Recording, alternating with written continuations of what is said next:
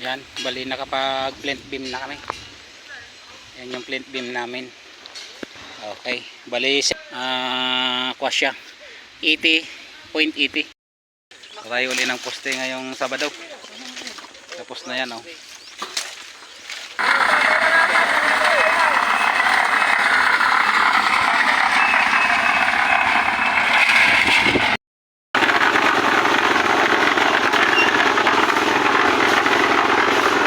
Magbubuhos na kami ng plant beam.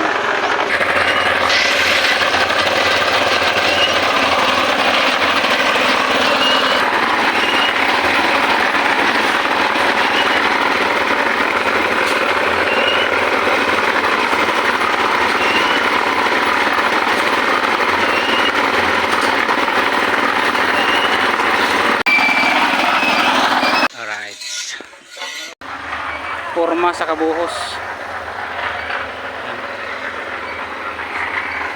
Malipat, tapos na, yun na lang. Hinati muna namin para